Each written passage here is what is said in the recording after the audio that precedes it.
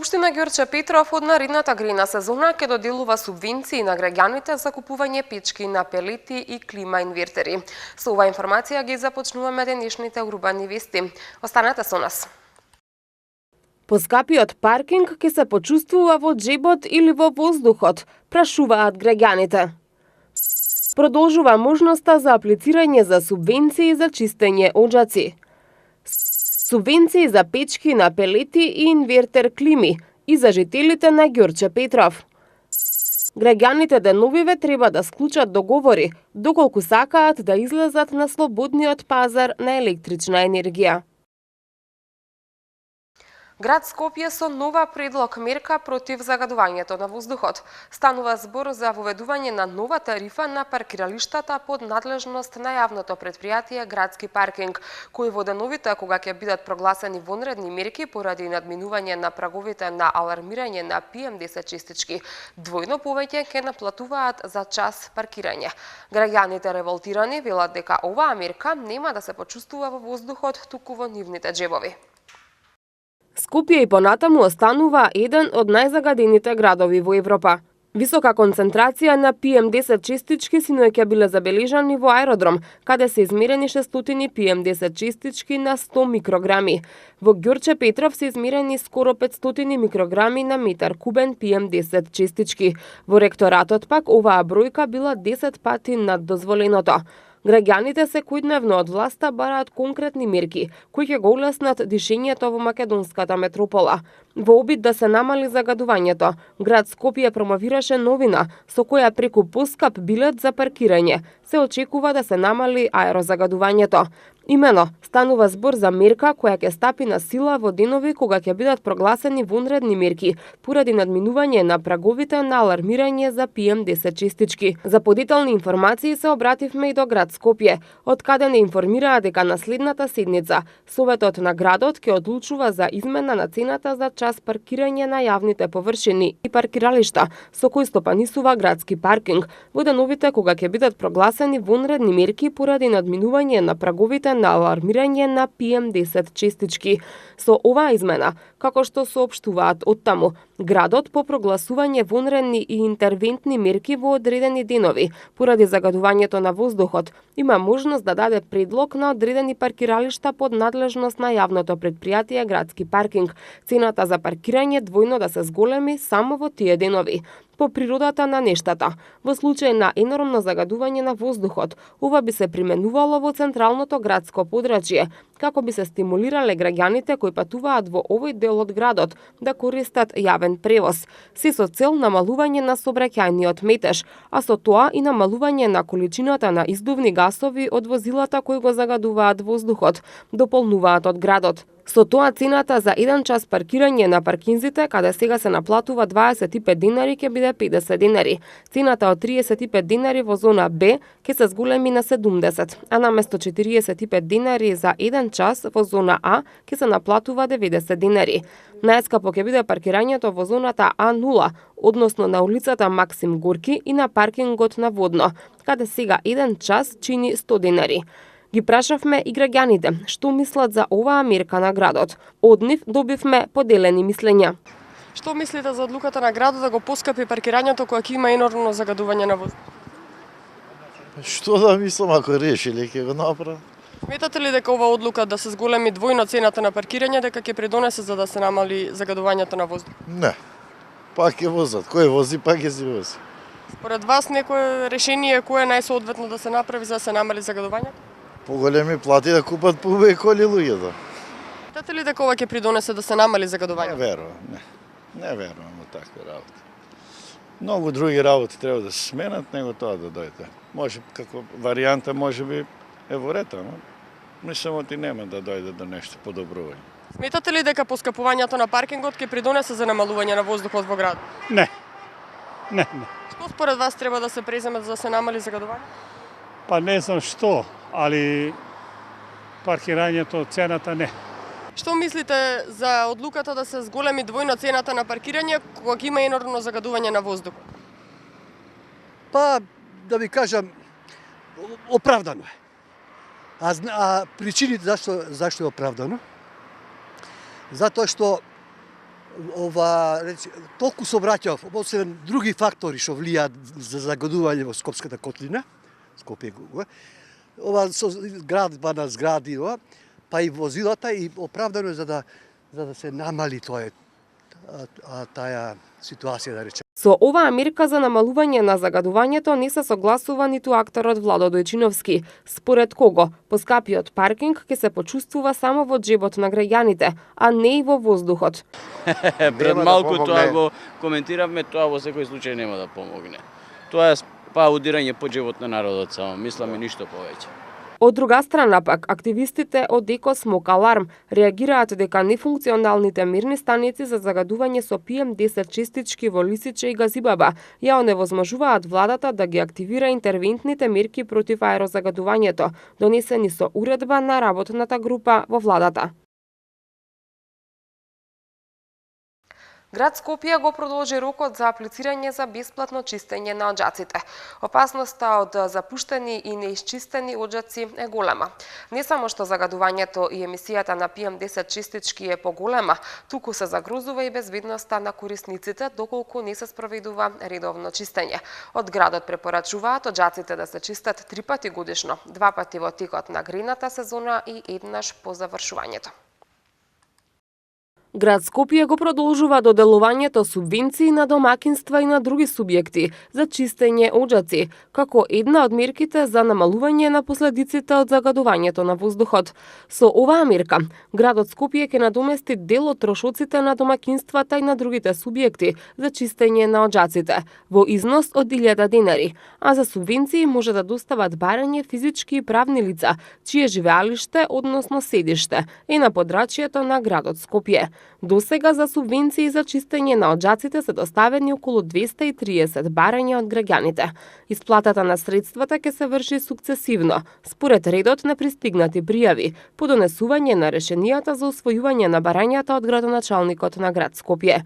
За надоместување на дел од трошоците и докажување дека критериумите за добивање субвенции се исполнети, барателот до градот Скопје треба да ги достави следните документи: барање за надоместок, кое може да се подигне во архивата на градот Скопје или да се обезбеди по електронски пат, доказ за жителство во градот Скопје со фотокопија од лична карта или пасош, доказ за правен субјект со тековна состојба не постара од 6 месеци, потврда за реализирано чистење на оџакот, потпишана од стручното лице што го исчистило оџакот, фискална сметка од фирмата, регистрирана за дејност чистење оџаци, како и фотокопија од трансакцијска или жиросметка. Општина Ѓорче Петров од наредната грејна сезона ќе доделува субвенции на граѓаните за купување печки на пелети и клима инвертери, со цел да влијае врз намалувањето на загадувањето. Советот на општината исто така даде дозвола да се продолжи проектот за субвенционирање енергетски ефикасни фасади на станбени згради, постари од 25 години. Граѓаните на општина Ѓорче Петров ќе имаат можност да добијат помош од општината при купување печки на пелети и инвертер клими. Со новата мерка која општината планира да ја воведе со цел намалување на загадениот воздух, односно преку субвенции за печки на пелети и инвертер клими. Советот на општина Ѓорче Петров на 20-та седница донесе предлог програма со која се планираат средства кои директно ќе влијаат на заштита на животната средина, а особено на аерозагадувањето. Па така од следната грејна сезона се предвидува на жителите од Ѓорче Петров да им се даде шанса и можност да го променат начинот на грејење преку стимулирање со субвенција. Како што информираат од општината, за мерката печки на пелети ќе може да се издвои максимум до 30.000 денари, а за средствата за инвертер клима уред би се издвоиле најмногу до 20.000 денари по апликант. Советниците дадоа и зелено светло за програмата со која се предвидува и продолжување на проектот за субвенционирање енергетски ефикасни фасади на станбени згради, постари од 25 години. Целта на јавниот повик беше општината од својот буџет и хабитат преку субвенции и ефтини кредитни линии да им помогнат на граѓаните за изградба на енергетско ефикасни фасади и покриви на згради. Условите за добивање субвенција кои беа пропишани во јавниот повик предвидуваат општината да партиципира со 30% од вкупната вредност на инвестицијата за секоја одобрена апликација, но не повеќе од 1 милион денари. Според регистарот на згради, на територија на Јорче Петров има околу 250 згради, а половина од нив, или 125 згради, може да влезат во проектот енергетски ефикасни домови. Според усвоените одлуки на Советот, за наредната година се планира и да се доделуваат 10 стипендии за талентирани и надарени ученици. Исто така продолжува и проектот за бесплатна ужинка за првооделенците, како и бесплатен излет за децата од оделенска настава. Денеска затвара тендерот за избор на универзалниот снабдувач на електрична енергија, а малите потрошувачи и домакинствата се тие што треба да одлучат како и со кого ќе бидат на слободниот пазар, доколку се одлучат да излезат од регулираниот пазар на електрична енергија. Доколку сакаат да излезат на слободниот пазар, деновиве ќе треба да склучат договори, во спротивно остануваат на регулираниот пазар. Тендерот за избор на универзален снабдувач со електрична енергија, што владата го распиша во септември, согласно новиот закон за енергетика, е отворен до денеска, 3 декември.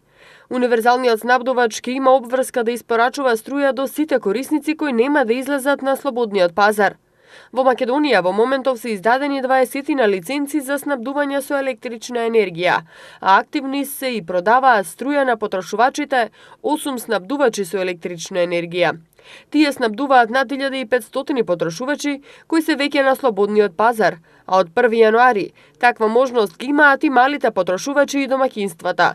Секое домаќинство и секој потрошувач има право од регулираниот пазар да отиде на слободниот пазар и обратно. Рокот е 21 ден, а дали ќе има казнени пенали, зависи од договорите со снабдувачите. Се проценува дека се работи за повеќе од 600.000 домаќинства и над 76.000 мали потрошувачи. Доколку сакаат да излезат на слободниот пазар на електрична енергија, деновиве треба да се склучат договори со снабдувачите. Доколку решат да останат на регулираниот пазар, нема потреба од склучување договори, затоа што универзалниот снабдувач со електрична енергија ќе ги преземе по автоматизам. До назначување на новиот универзален снабдувач, таа обврска ќе ја врши ЕВА на Македонија, со цел согласно законот за енергетика на сите потрошувачи да им се обезбеди сигурност во снабдувањето со електрична енергија. Еден месец пред либерализацијата на пазарот на електрична енергија во Македонија, во јавноста се уште има бројни нејаснотии.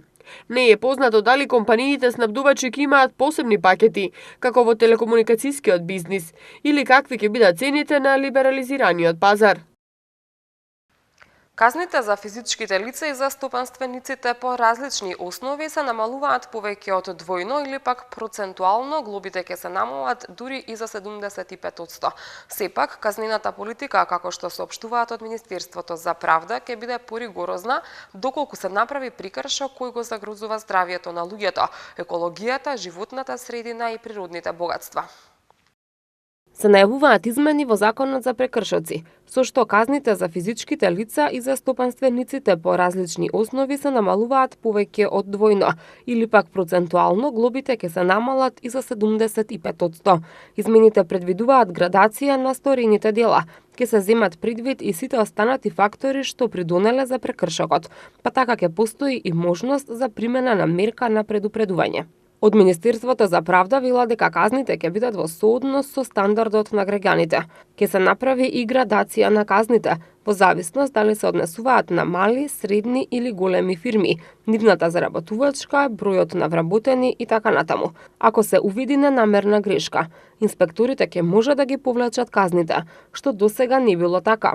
Односно, дури и ако се утврдала ненамерна грешка, казната морала да се плати бидејќи била констатирана. За физичките лица казните ќе бидат од 15 до 1000 евра, а за максималната казна за трговец поединец од 5000 евра се намалува на 2000 евра. Според овие измени, од досегашната казна за нерегистрирано возило што изнесуваше 500 евра, таа се намалува на 250 евра. Сепак казнената политика, како што соопштуваат од Министерството, ќе биде поригорозна доколку се направи прекршок кој го загрозува здравието на луѓето, екологијата, животната средина и природните богатства.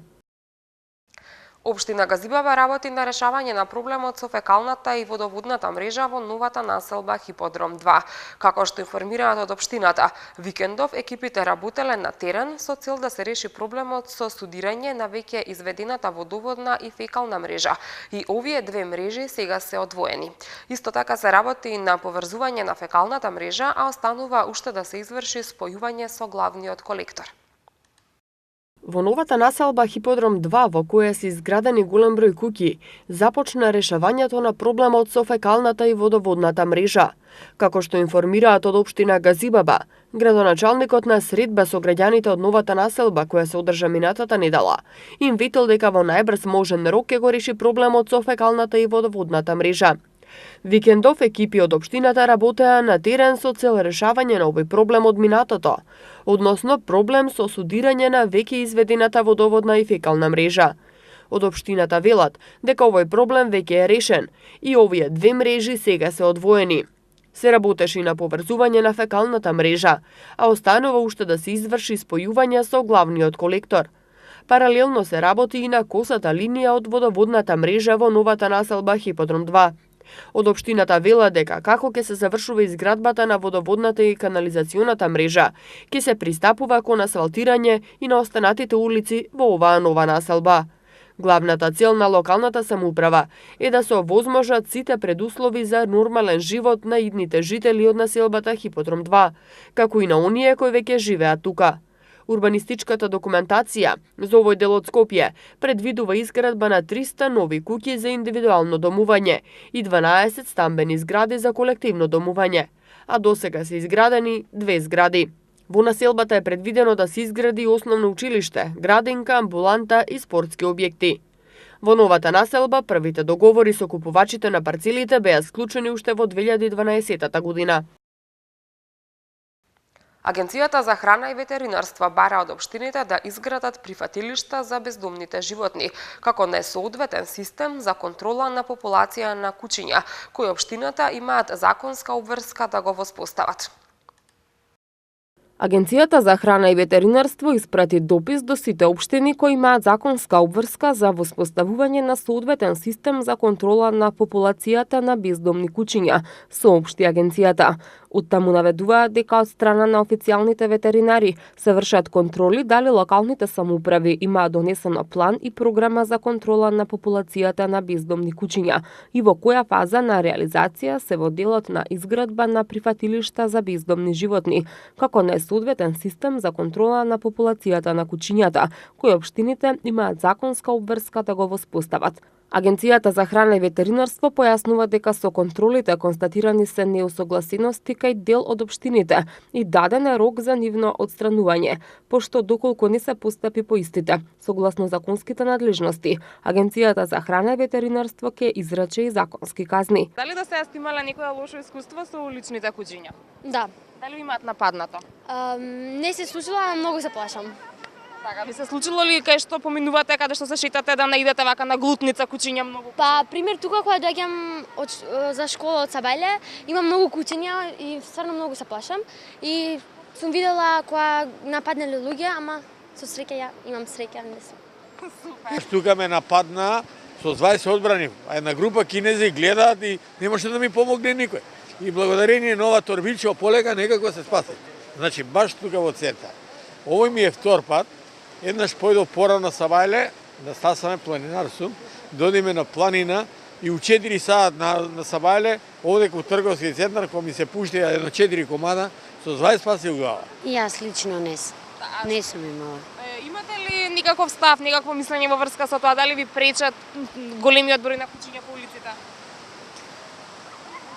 Па секако дека на сите им пречат, меѓутоа ние не сме одговорни за да ги издомиме. Тоа се знае дека градот треба да превземе мерки за тоа. Сигурно сум дека они знаат што се прави во Европа и во светот, дека тие треба бидат згрижени во посебни места, каде што треба да има и ветеринарска служба и посебна исхрана затоа што сум сигурна дека они имаат доста зарази, кои што самите кучиња не се виновни за тоа. А тоа не би го чинело многу градот. Имале до сега некоја лошо искуство со уличните кучиња? Ја не сум имал, кога сум бил помал, Сум се борел ако ме нападне некој, ја оно на мене, ја на него и ќе избега. Ако те види плашлив, оно ќе трчи по тебе. Имате ли некој предлог до градските власти како да се реши проблемот? Па види, поарно да се отстранат кучињата, отколку да страдат животите. Било деца, било жени, било мажи, сите се плачат. Што мора да има по улици ова кучиња? Нема потреба. Па се плашам, нормално. На сите пречат. На децата мои ги нападнале. Када? Во Топанско поле, во Чаир. Само побегна. Зема малиот камен, ги маваше и побегна. Имате ли некој апел вака до градските власти? Да се регулира тоа, ако може. Што побрзо, мислам, ако да не се деси некои потешки работи. Инцидент не сме имаме, не се многу плашиво од кучиња, ама има кои се плашат, а и не лич. Треба да се тргне од улицата. Има начини како тоа да се направи, само нека се ангажира. Во сработка со ветеринарната комора и ветеринарните друштва, од септември годинава се спроведува процесот на идентификација на милениците, зашто Агенцијата за храна и ветеринарство обезбеди 100.000 бесплатни микрочипови во модулот за домашни миленици. Во ветеринарно-информативниот систем на Агенцијата за храна и ветеринарство во моментов се евидентирани 21.809 миленици, од кои најголемиот број се кучиња. Од Агенцијата за храна и ветеринарство ги потсетуваат граѓаните, дека имаат законска обврска да ги идентификуваат своите кучиња и мачки со микрочипови и затоа апелираат да ја искористат можноста и тоа да го сторат во рамки на кампањата за бесплатно микрочипирање на милениците, која ќе трае до 31 март. Средношколскиот фестивал, кој по втор пат ќе се одржи на 7, 8 и 9 март во гимназијата Никола Карев, го објави повикот за учество на студенти и средношколци со свој краток филм, представа, музички настап или дигитална изложба. Средношколскиот фестивал за уметност 3 дена култура отвори повик за пријавување на млади уметници кои сакаат да учествуваат со свој краток филм, кратка театарска представа, со свој бенд или на дигитална изложба на средношколскиот фестивал, кој ќе се одржи на 7, 8 и 9 март 2019 година во Средното училиште на град Скопје Никола Карев. Второто издание на фестивалот е во организација на Арт Хаус Карев и служи како простор во кој младите уметници ќе можат да ги представат своите нови идеи, сваќања и размислувања за уметноста. Првиот ден, како што информираат организаторите, е младинскиот филмски фестивал, на кој ќе се прикажуваат кратки филмови од средношколци и студенти. Вториот ден се театарските перформанси на кои студентите и средношколците ќе може да се представат со своја кратка театарска представа, а третиот ден е свирка на средношколските бендови и дигитална изложба, која вклучува ликовни дела и фотографии од средношколци. На првото издание на 3 дена култура, организирано во февруари годинава, учество земаа повеќе од 200 средношколци во сите категории, а настанот беше посетен од повеќе од 1000 гости за сите 3 дена. Делови од Карпош, Сарај, Киселавода и Петровец утре ќе останат без струја, информира регионалниот центар за управување со кризи. Од Ева на Македонија информираа дека утре заради технички зафати во дистрибутивната електромрежа без електрична енергија ќе останат повеќе делови од Скопје. Во периодот од 9 до 13 часот без струја ќе бидат корисниците од делови од улиците Корушка, Вангел Дину и Иван Цанкар во општина Карпош. Во периодот од 9 до 15 часот и 30 минути без струја ќе бидат корисниците од улица 4 во село Долно Куњари во општина Петровец. Во периодот од 9:30 до 12 часот и 30 минути без струја ќе бидат корисниците од дел од село Горна Матка во општина Сарај. Во периодот од 8 часот и 30 минути до 11 часот струја ќе нема на дел од улицата Малишевска во општина Киселавода. Денеска имавме сончево, но студено време со температура до 10 степени. Утре не очекува делумно сончево време со температура до 11 степени. В среда 12 степени, четврток 10 и во петок ќе имаме 9 степени. Ова беше и последната информација за ова издание на Урбаните вести. Ви благодарам за вниманието. Довидување.